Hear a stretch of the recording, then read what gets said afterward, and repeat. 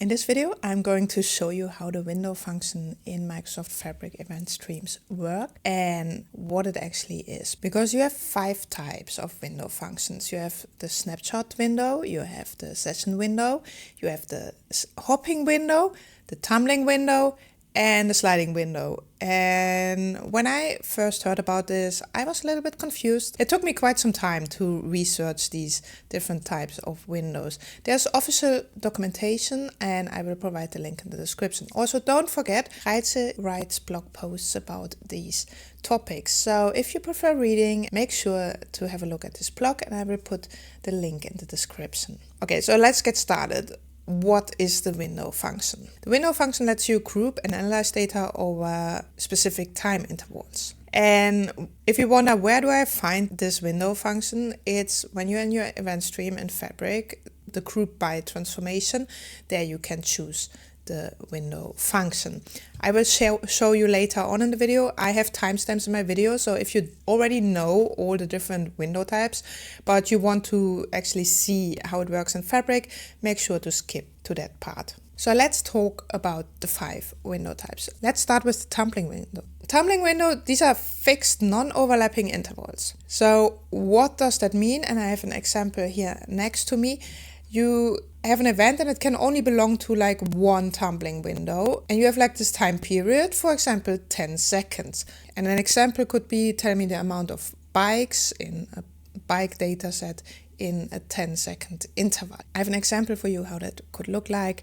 Here you see for every 10 seconds we get the average amount of bikes. So that's tumbling window. Then we have hopping window. Hopping windows let you hop forward in time by a fixed period. They are a little bit like tumbling windows because they also have this fixed period, but here the periods can overlap, and in the tumbling window that can't be. You have like 10 seconds and then after that 10 seconds or the time period you choose.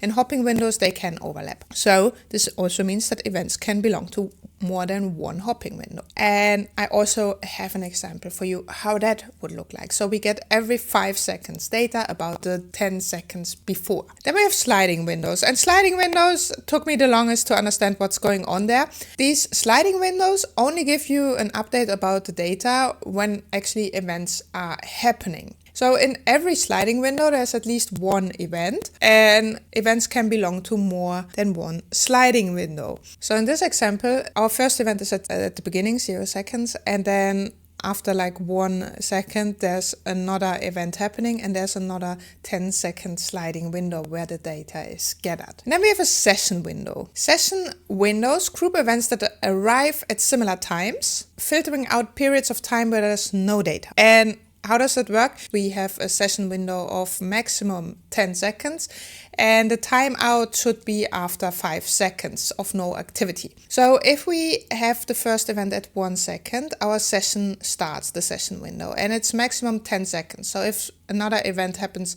after 4 seconds, that's still in the first session window. And the first session window will end at 11 seconds because we said maximum 10 seconds. And then of course we have this timeout period. It's 5 seconds. If nothing happens, then the window will also be closed. And then we have snapshot window, and snapshot window is the easiest. It's actually a snapshot. Every time an event occurs, you get back what's happened. So an example would be average amount of bikes at that moment. Very straightforward. So this was a lot of theory. Let's go into Fabric. I'm in my real-time analytics workspace here and I open one of my event streams. This is my tutorial event stream. I created that previously. If you've never created an event stream before, I recorded a video about this. Make sure to have a look at it. So here you see my event stream. I have my streaming data and then I already prepared these group bys for the 5 windows. If you wouldn't have that prepared, we could just go to edit at the top and then go to transform events, group by. And if I click on edit, you see I get asked like, how do you want to call this operation? Mine are like group by 2, 3, 4, 5. Choose a name you can recognize. and then the aggregation. I want the average of the bikes at a certain moment. So I choose average and I select the field number of bikes and I add that. And then in the settings, I get asked like, what time window do you actually want to use? And if I click on that, I get these 5 options. So now if I would like a tumbling window, and the tumbling window was with the set interval, we can choose here the duration, for example 5 seconds, 10 seconds. You can also choose minutes, hours, days, so you have some flexibility here. If you would choose the snapshot, you don't have any options here, because we saw before you actually get snapshots of that moment. If you choose sliding, you can define the sliding window, for example 10 seconds, 100 seconds, and again you have more options.